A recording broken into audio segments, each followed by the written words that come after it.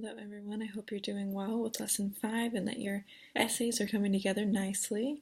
To help you this week before you submit your final version of this essay, I have just some tips to help you with proofreading and getting it as ready to go as possible. So let's go ahead and go over some of what proofreading is and how to do it effectively. Let's see. Why do we proofread? You're probably wondering why we have to do this extra step. But proofreading is an essential part of the writing process.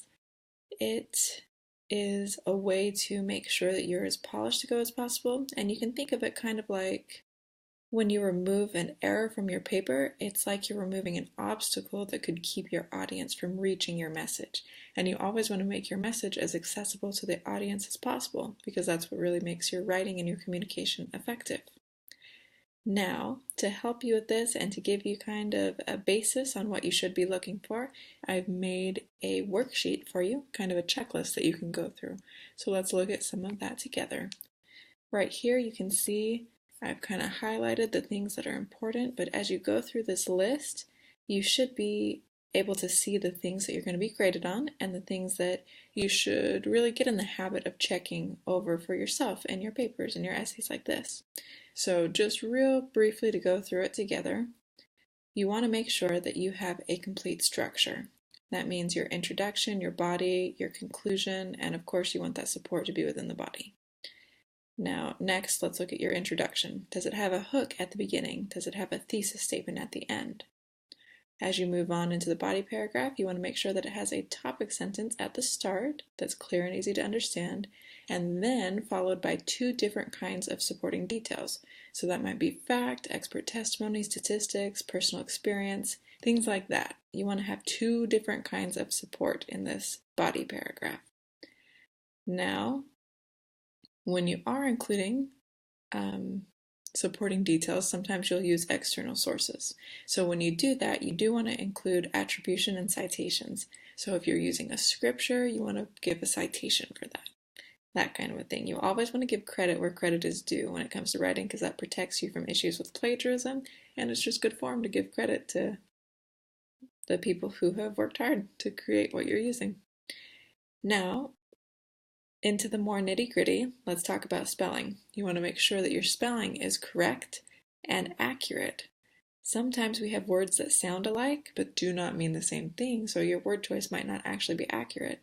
These are some of the most common issues and words to watch out for, like accept and accept, or effect and effect, and illusion, the different its, the different theirs, then and than. These are ones that are commonly mistaken and that you want to make sure that you're using properly.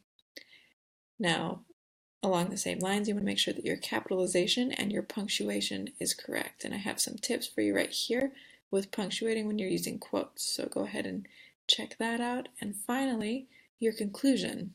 Does it revisit the themes and the ideas that you've presented? Does it kind of summarize the support in your argument and then echo your thesis in an impactful way?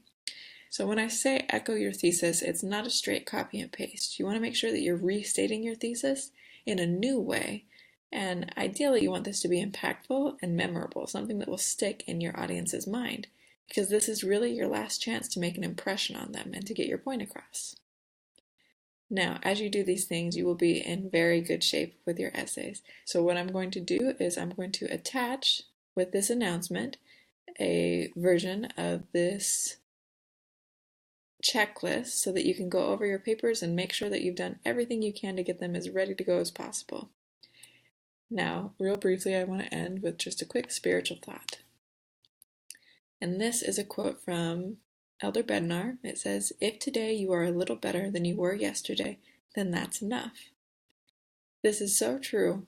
This whole life is just about improving, and as we do so, we're drawing closer to the Spirit, closer to God, and becoming more Christ-like, which is ultimately the goal.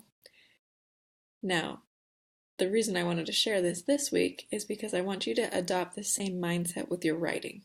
You may not catch every error. You may have some comma splices, some run-on sentences.